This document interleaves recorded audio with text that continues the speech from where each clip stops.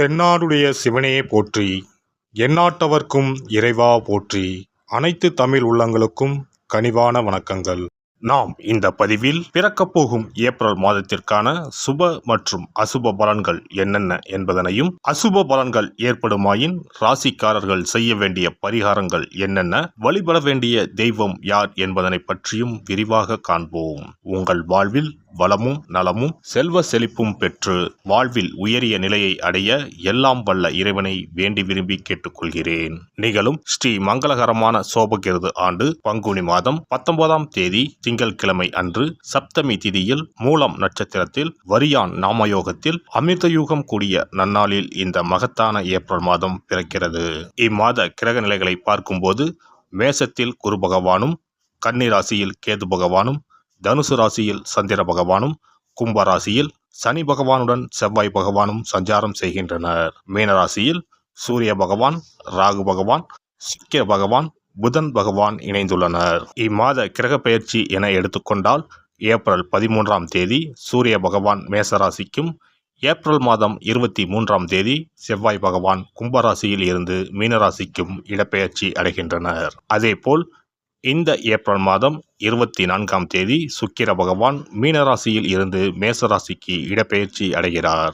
ரிஷபராசி அன்பர்களே, காரியங்களில் அனுகூலம் உண்டாகும், முயற்சிகளில் வெற்றி பெறுவீர்கள். வழக்குகளில் சாதகமான தீர்ப்புகள் கிடைக்கும். எதிர்பாராத பணவரவுக்கும் வாய்ப்பு உண்டு. முன்னேற்றத்திற்கு தடை இருக்காது. புதிய பொருட்களின் சேர்க்கை உண்டாகும். சிலருக்கு பயணங்களும் அதன் மூலம் ஆதாயமும் ஏற்படும்.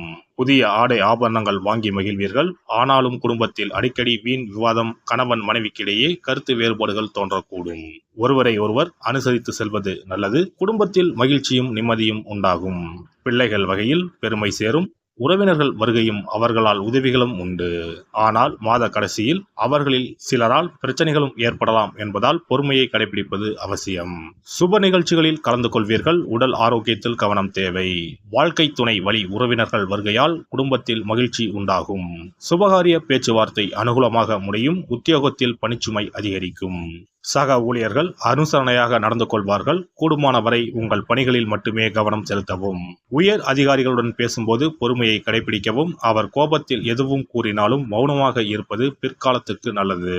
தொழில் வியாபாரம் சுமாராகத்தான் இருக்கும். போட்டிகள் அதிகரிக்கும். சக வியாபாரிகளால் மறைமுக எதிர்ப்புகளை சந்திக்க வேண்டி வரும். வியாபாரத்தை முன்னிட்டு வெளியூர் பயணங்கள் மேற்கொள்ள நேரிடும்.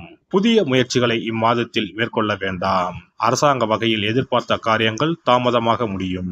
குடும்பத்தை நிர்வகிக்கும் பெண்கள் குடும்பத்தில் அனைவரையும் அனுசரித்து செல்வது நல்லது. மாத பிற்பகுதியில் அக்கம் பக்கத்தில் இருப்பவர்களின் ஒத்துழைப்பு மனதிற்கு உற்சாகம் தரும். வேலைக்கு செல்லும் பெண்கள் அலுவலகத்தில் தங்கள் பொறுப்புகளில் கவனமாக இருப்பது மிகவும் அவசியம். கலைத்துறையினருக்கு வெளிநாட்டு வாய்ப்புகள் கைகூடி வரும். அதிகமான ஒப்பந்தங்களில் கையெழுத்திட வேண்டி வரும். உடன் பணிபுரியும் பணியாளர்களால் நன்மை ஏற்படும். அரசியல் துறையினருக்கு எதிர்பார்த்த பதவிகளை அடைவீர்கள். மேலிடத்தின் மூலம் உங்கள் காரியங்கள் அனைத்தும் பரிசீலனை செய்யப்படும். மாணவர்களுக்கு கல்விக்கான செலவு உண்டாகும். திறமை வெளிப்படும். புதிய நபர்களின் அறிமுகம் உண்டாகும். அதன் மூலம் நன்மைகளும் கிடைக்கும். நட்சத்திர பலன்கள் கார்த்திகை 2, 3, 4ஆம் பாதம். இந்த மாதம் கணவன் மனைவிக்கிடையே நெருக்கம் அதிகரிக்கும். குடும்பத்தில் குதூகலம் உண்டாகும்.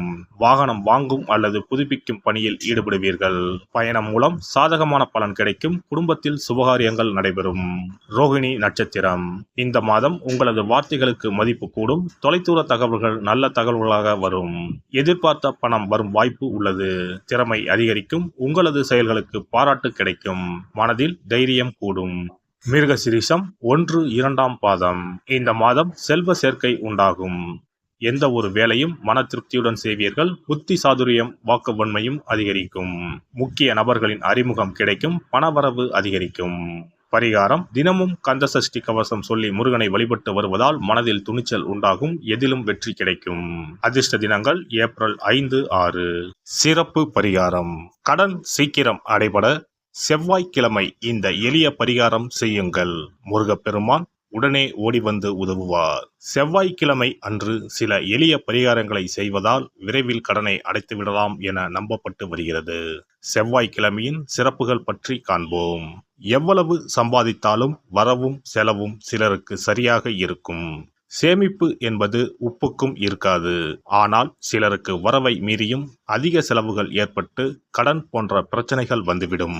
இதனால் நிம்மதியாக வாழ முடியாமல் திணறுவர். இந்த மாதிரியான பிரச்சனைகளுக்கு தீர்வுகளை முருகப்பெருமான் அருள்வார். அவருடைய வழிபாட்டிற்கு ஏற்ற தினம் செவ்வாய்க்கிழமை.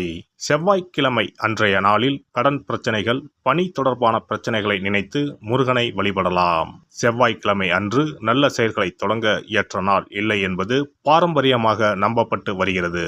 ஆனால் செவ்வாய்க்கிழமை ராகு காலத்தில் செய்யப்படும் வழிபாடு பூஜைகளுக்கு ஆற்றல் அதிகம் என்பது ஐதீகம். செவ்வாய்க்கிழமை அன்று வரும் ராகு காலத்தில் அம்மன் துர்க்கைக்கு எலுமிச்சை தீபம் ஏற்றி வழிபாடு செய்தால் திருமண தடை விலகும். எப்பேற்பட்ட பிரச்சனையாக இருந்தாலும் உடனடியாக தீரும் என்பது ஐதீகம். அதே போலவே துர்க்கை அம்மனுக்கு ராகு காலத்தில் எலுமிச்சை மாலை போட்டு வழிபாடு செய்தால் நல்ல வேலை கிடைக்கும், நம்முடைய கடன் பிரச்சனைகள் தீரும் என ஆன்மீக பெரியோர் கூறுகின்றனர். செவ்வாய்க்கிழமை அன்று செய்ய வேண்டிய பரிகாரங்கள். எவ்வளவு அடைத்தாலும் தீராத கடன் சுமை இருப்போர் செவ்வாய்க்கிழமை அன்று வீட்டில் ஒரு எளிய பரிகாரத்தை செய்தால் அவர்களுடைய மொத்த கடனும் அடைவதற்கான வழிகள் கிடைக்கும்.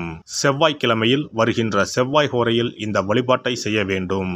அந்த ஒரே நாளில் 3 வகையான பரிகாரங்களையும் செய்தால் மட்டுமே முழு பலனையும் பெறலாம். முதல் செவ்வாய் ஹோரை. செவ்வாய்க்கிழமை அன்று காலை 6 மணி முதல் 7 மணி வரையிலும் செவ்வாய் ஹோரை இருக்கிறது. அப்போது பாசிப்பயிறு அல்லது பச்சை பயிறு ஆகியவற்றில் ஏதேனும் ஒன்று வெல்லம் போட்டு பாயாசம் செய்து பூஜை அறையில் சுவாமிக்கு படைக்க வேண்டும்.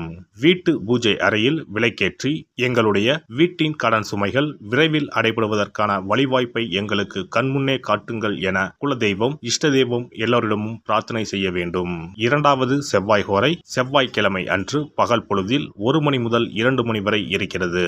அப்போது பச்சரிசியை சுத்தம் செய்து அதனுடன் பச்சை பயிறு, வெல்லம் ஆகியவற்றை கலந்து வீட்டு பூஜை அறையில் வீட்டிற்கும் சுவாமி படத்தின் முன்பு வைக்க வேண்டும். பின்னர் நாங்கள் கோமாதாவிற்கு செய்யும் இந்த தானத்தை ஏற்று எங்களுடைய கடன் சுமை குறைந்து நிம்மதியான வாழ்க்கை கிடைக்க 30 முக்கோடி தேவர்களும் அருள் புரிய வேண்டிக் கொள்கிறோம் என மனதினுள் பிரார்த்தனை செய்ய வேண்டும். உங்களுடைய வீட்டில் யாரின் பெயரில் அதிகமான கடனை வாங்கி இருக்கிறீர்களோ அவர்களின் கையால் பாசிப்பயறு வெல்லம் கலந்த பச்சரிசியை கோமாதாவிற்கு தானமாக கொடுங்கள்.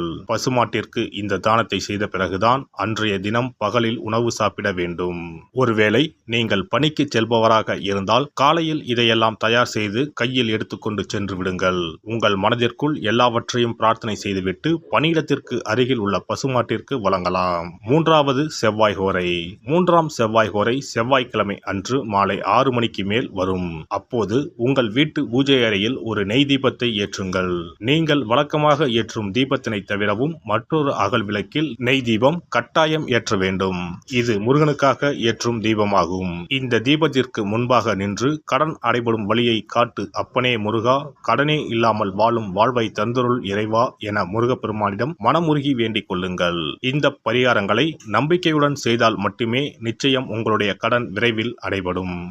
எல்லாம் வல்ல இறையருளால் நீங்களும் உங்கள் அன்பு குடும்பமும் உடல் நலம், நீலாயுள், நிறை செல்வம், உயர் புகழ், மெய்ஞானம் ஓங்கி வாழ்க வளமுடன்.